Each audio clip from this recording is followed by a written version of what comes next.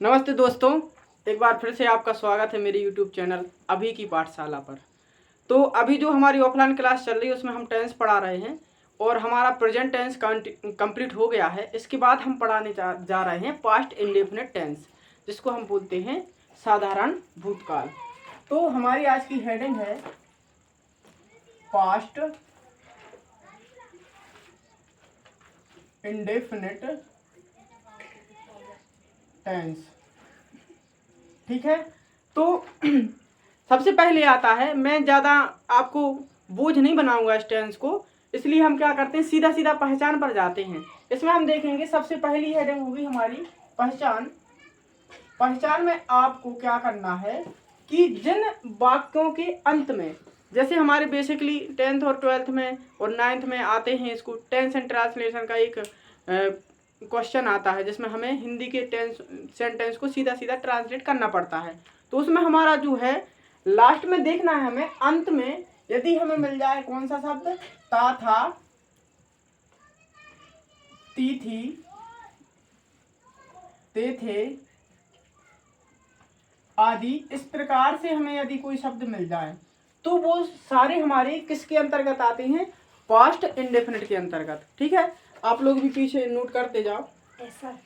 तो present indefinite के अंतर्गत आते हैं। फिर दूसरा रहता है इसमें हमारा इसकी सहायक क्रिया,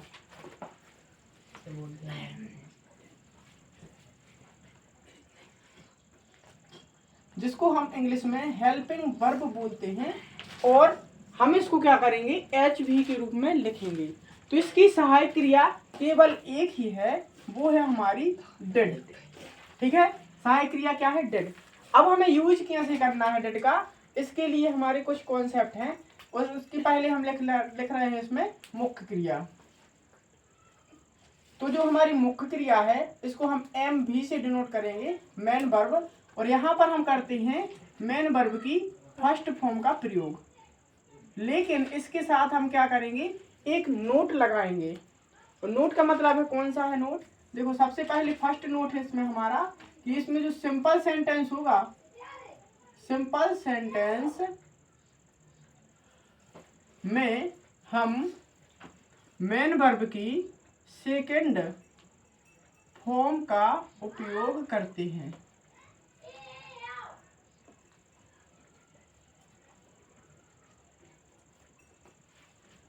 ठीक है, तो अब यहाँ ये नोट करने वाला पॉइंट इसलिए है क्योंकि पूरे टेंस में तीनों पास्ट, फ्यूचर एंड जो हमारा प्रेजेंट टेंस है उसमें हम एक ही जगह केवल पास्ट इंडेफिनिट के सिंपल सेंटेंस में ही सेकंड फॉर्म का प्रयोग करते हैं। तो इसको आप लोग विशेष रूप से नोट कर लीजिएगा। फिर उसके बाद जो हमारे जितने भी सेंटेंस आएंगे, negative, interrogative, negative plus interrogative, उन सब में हम मेन वर्ब की फर्स्ट फॉर्म का प्रयोग करेंगे। एक नोट और हमें यहाँ पर लगाना है, मतलब एक नोट और लिखना है कि जो हमारा सिंपल सेंटेंस है, सिंपल सेंटेंस में हम सहायक क्रिया, जिसको हम हेल्पिंग वर्ब से डिनोट करेंगे, हेल्पिंग वर्ब का प्रयोग नहीं करते हैं। ये दोनों पॉइंट आपके इम्पोर्टेंट हैं। इसके बाद आता है हमारा कि डिड का प्रयोग, क्योंकि इसमें एक ही सहायक क्रिया है तो जितने भी सब्जेक्ट हैं, I, we, they, you, he, she, it, name, singular एवं प्लूरल, सारे सब्जेक्ट के साथ हम केवल डिड का प्रयोग करेंगे। ठीक है, इसके बाद जो हमारा मेन कॉन्सेप्ट आता है वो आता है स्ट्रक्चर का। तो हम स्ट्रक्चर को बना लेते हैं। तो ऑफलाइन क्लास वाले बच्चे भी सभी स्ट्रक्चर को नोट करते जाएं, जो भी हम लिख रहे हैं उसके बाद आपको एक्सप्लेन कर देंगे। तो इसमें जो स्ट्रक्चर है हमारा सिंपल सेंटेंस का, इसमें रहेगा हमारा सबसे पहले सब्जेक्ट। सब्जेक्ट के बाद हम यूज करेंगे, इसमें तो हेल्पिंग वर्ब यूज करनी नहीं है, तो यहाँ पर हम यूज करेंगे मेन वर्ब की सेकंड फॉर्म सिंपल सेंटेंस में। सेकंड फॉर्म के बाद हम यूज करेंगे हमारा ऑब्जेक्ट, ऑब्जेक्ट के बाद यूज कर देंगे हम यहाँ पर अदर वर्ड, और इस प्रकार से हमारा जो स्ट्रक्चर है सिंपल सेंटेंस का वो तैयार हो गया। सेकंड हम देखेंगे इसमें सिंपल के बाद हम बनाएंगे इसमें नेगेटिव सेंटेंस। ठीक, तो इसमें हमें क्या करना है, सबसे पहले तो हमारा सब्जेक्ट रहता ही है। सब्जेक्ट के बाद अब हमें आप पर डिड जो हमारी सहायक क्रिया है इसका उपयोग कर लेंगे, तो हम डिड का उपयोग कर लेंगे। डिड लिख दी, क्योंकि यह नेगेटिव सेंटेंस है इसलिए हमें इसमें नकारात्मक भाव, जिसके लिए हम क्या लगाते हैं, मुख्य क्रिया और सहायक क्रिया के बीच में नोट लगाते हैं। उसके बाद हम लिखेंगे मुख्य क्रिया की कौन सी फॉर्म, फर्स्ट फॉर्म।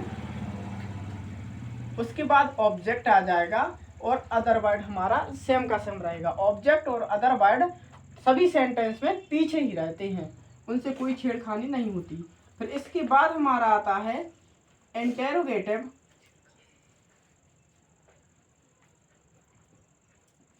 सेंटेंस, जिसको हम हिंदी में प्रश्नवाचक वाक्य बोलते हैं। तो इसमें हम क्या करेंगे, जितने भी इंटरोगेटिव सेंटेंस बनते हैं हमारे, उसमें आपको ध्यान रखना है कुछ चेंजेस नहीं होते हैं, सिर्फ हमारी हेल्पिंग वर्ब आगे आ जाती है। जैसे हम यहाँ डिड का प्रयोग कर रहे हैं तो डिड सबसे आगे आ जाएगी। उसके बाद हम प्रयोग करेंगे सब्जेक्ट का, सब्जेक्ट के बाद प्रयोग करेंगे हम किसका, नोट इधर नहीं लगाना है क्योंकि यह एक इंटरोगेटिव सेंटेंस है, प्रश्नवाचक, ना कि नकारात्मक। तो हम यहाँ पर मेन वर्ब की फर्स्ट फॉर्म का प्रयोग करेंगे। उसके बाद ऑब्जेक्ट का प्रयोग करेंगे और फिर अदर वर्ड के साथ इसमें इंपॉर्टेंट चीज जो है, जो अक्सर हम भूल जाते हैं, क्वेश्चन मार्क। क्वेश्चन मार्क लगाना वेरी इंपॉर्टेंट है, इसको नहीं भूलना है। फिर जो लास्ट में हमारा 4 नंबर पे आता है वो आता है नेगेटिव प्लस इंटेरोगेटिव। इस सेंटेंस को बनाने के लिए, क्योंकि ये दोनों प्रकार का है, नकारात्मक प्रश्नवाचक वाक्य, तो इसमें हम नोट का भी प्रयोग करेंगे और हेल्पिंग वर्ब को आगे भी लिखेंगे, जिससे जो हमारा सेंटेंस है वो बन जाएगा नकारात्मक प्रश्नवाचक वाक्य। तो सबसे पहले हम क्या करते हैं, इसमें डिड का प्रयोग कर लेते हैं, जिससे क्या हो गया, ये हो गया हमारा इंटेरोगेटिव। उसके बाद हम लगा देंगे इसमें क्या, सब्जेक्ट। सब्जेक्ट के बाद हमें लगाना है इधर नोट लगाना है, और याद रखना नोट हमेशा मेन वर्ब के पहले लगता है, तो नोट लगा दिया। उसके बाद हमारी मेन वर्ब की फर्स्ट फॉर्म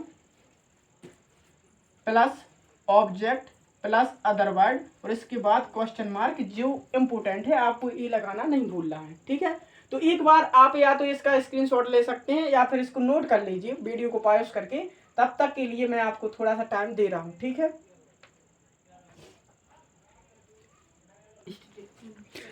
चलो, तो आप सभी ने नोट कर लिया होगा। अब हम एक वाक्य बनाते हैं फिर से।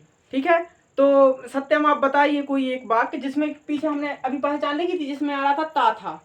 तो एक वाक्य बोलिए जिसको हम इंग्लिश में ट्रांसलेट करें। जैसे कि सर जी, राम आम खाता है।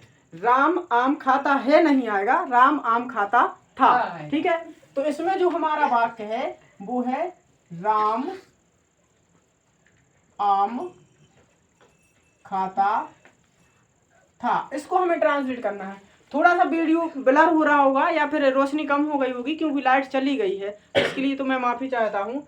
इसका हम सबसे पहले, ये एक सिंपल सेंटेंस है तो हम सबसे पहले इसका सिंपल ही बनाते हैं। तो इसमें हम क्या करेंगे कि राम आम खाता था, इसको बनाना है। आपको मन से नहीं बनाना, जो फर्स्ट टाइम टेंस पढ़ते हैं उनको स्ट्रक्चर को फॉलो करना है, इसलिए मैंने इसको मिटाया नहीं है, रफ नहीं किया है। तो सबसे पहले हमारा सब्जेक्ट है। सब्जेक्ट को हिंदी में बोलते हैं कर्ता, जो काम कर रहा है। तो यहाँ पर खाने की क्रिया हो रही है, उसको कौन कर रहा है, राम। तो राम हो जाएगा हमारा सब्जेक्ट। ठीक, तो सबसे पहले हमें सिंपल सेंटेंस में सब्जेक्ट लिखना है, राम को आगे। तो ये लिखा गया हमारा सब्जेक्ट। उसके बाद हम चले मेन वर्ब की सेकंड फॉर्म। सेकंड फॉर्म, अब मेन वर्ब मतलब होता है हमारी क्रिया, तो जो खाता है, खाने की क्रिया हो रही है, वो है हमारी मेन वर्ब। और खाने की क्रियाओं की जो फॉर्म्स होती है ये भी आप लोग साथ में नोट करते जाना। ये है हमारी ईट की, ये ईट होता है फर्स्ट फॉर्म, एट होता है उसकी सेकंड फॉर्म, और ईटेन ये होती है उसकी थर्ड फॉर्म। तो इसको भी नोट करते जाना, जैसे जैसे हम पढ़ते जाएंगे कुछ फॉर्म्स हमें याद होती जाएंगी। तो हमें लिखना है यहाँ पर मेन वर्ब की सेकंड फॉर्म। तो ईट एट हम यहाँ पर यूज करेंगे ATE एट का। ठीक है। फिर उसके बाद है ऑब्जेक्ट। ऑब्जेक्ट में हिंदी में बोलते हैं ऑब्जेक्ट को कर्म। तो कर्म जो है हमारा आम, कि हम किस पर क्रिया कर रहे हैं या क्रिया करने से कौन प्रभावित हो रहा है, उसमें आता है हमारा ऑब्जेक्ट। तो ये हो गया हमारा ऑब्जेक्ट आम। तो हम लिखेंगे राम एट, और आम के पहले हम क्या लगाते हैं, आर्टिकल लगाते हैं, ए अंदा का प्रयोग करते हैं। तो आम के साथ क्या लगेगा, ए, तो हो जाएगा राम एट ए मैंगो। तो ये बन गया हमारा सिंपल सेंटेंस। अब रही बात किसकी, कि ए का प्रयोग कैसे करते हैं, तो इसके लिए हम आपको एक अलग से सेपरेट वीडियो बना के अपलोड कर देंगे, आप उसमें से देख सकते हैं आर्टिकल का प्रयोग। तो ये हो गया हमारा सिंपल सेंटेंस। इसके बाद हम बनाते हैं नेगेटिव सेंटेंस। अगर ऑफलाइन क्लास वाले बच्चों को किसी को समझ में ना आया हो तो आप पूछ सकते हो, ठीक है। तो अगर कोई डाउट नहीं है तो हम आगे बढ़ते हैं। नेक्स्ट है हमारा नेगेटिव। इसमें सबसे पहले सब्जेक्ट रखना है। जैसे हमने बताया कि सब्जेक्ट यहाँ पर राम है, तो हम राम लिख देंगे, राम। फिर हमें इसके बाद लगाना है डिड, ठीक है। क्योंकि यहाँ पर एक ही हेल्पिंग वर्ब है डिड, तो हम सीधी सीधी उसी का प्रयोग कर देंगे, यहाँ पर ज़्यादा कन्फ्यूजन का तो है नहीं कुछ। फिर उसके बाद लगाना हमें नोट, तो हम लिख देंगे नोट। ये नोट ही तो बताता है कि बाकी कैसा है, नेगेटिव है, तो नोट लगा दिया। मेन वर्ब की फर्स्ट फॉर्म लगानी है। फॉर्म हमारी यहाँ पर लिखी है, फर्स्ट सेकंड थर्ड। तो फर्स्ट फॉर्म होती है ईट की, खाने की, ईट। फिर लिखना है हमें ऑब्जेक्ट। ऑब्जेक्ट में है हमारा ए मैंगो। अदर वर्ड में कुछ है नहीं तो हम उसको छोड़ देंगे। इसके बाद आता है हमारा इंटेरोगेटिव सेंटेंस। इंटेरोगेटिव को हम बनाएंगे तो इंटेरोगेटिव का स्ट्रक्चर फॉलो करना पड़ेगा। सबसे पहले है इसमें डिड, हेल्पिंग वर्ब का यूज करेंगे हम। तो डिड जो है DID, डिड, ये हमने डिड लिख दी। उसके बाद लिखना है सब्जेक्ट। सब्जेक्ट में है राम।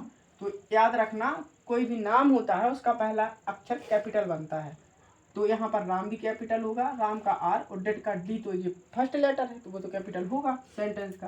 फिर देखेंगे हम मेन वर्ब की फर्स्ट फॉर्म, तो हम लगा देंगे फर्स्ट फॉर्म जी वाली ईट। और फिर उसके बाद आना है ऑब्जेक्ट। ऑब्जेक्ट में हम पहले देख चुके हैं क्या है, ए मैंगो, तो हम लिख लेंगे ए मैंगो। ये बहुत ही सिंपल सा सेंटेंस है, क्योंकि शुरुआत में प्रॉब्लम जाती है कठिन सेंटेंस बनाने में, इसलिए आपको इस सरल से सेंटेंस के थ्रू हमने एक एग्जाम्पल में समझाया है। नेक्स्ट हम देख रहे हैं नेगेटिव प्लस इंटेरोगेटिव। तो इसको बनाते हैं। तो क्या करना है, सबसे पहले डिड, इसका स्ट्रक्चर फॉलो करिए। सबसे पहले डिड, फिर क्या बनाना है, सब्जेक्ट में राम आ जाएगा, राम के बाद है फिर हमारा नोट, तो हम लिख देंगे नोट, नोट तो लग जाएगा। फिर मेन वर्ब की फर्स्ट फॉर्म, तो मेन वर्ब की फर्स्ट फॉर्म है हमारी ईट। फिर ऑब्जेक्ट और अदर वर्ड, तो इसमें आ जाएगा ए मैंगो। सर, हाँ बोलिए, वहीं से बोलिए।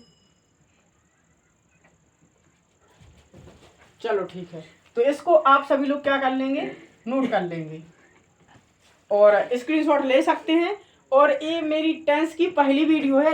वैसे मैं इस चैनल पर आपको गणित पर ज़्यादा काम करूँगा, लेकिन मैं ऑफलाइन क्लास में भी टेंस पढ़ा रहा हूँ, तो सोच रहा था कि इसकी भी एक वीडियो आपको अपलोड कर दूँ। तो मेरी अभी शुरुआत की वीडियो है। आप चैनल को लाइक कीजिए, सब्सक्राइब कीजिए और दोस्तों के साथ शेयर भी कर दीजिए, ठीक है। सभी का थैंक यू।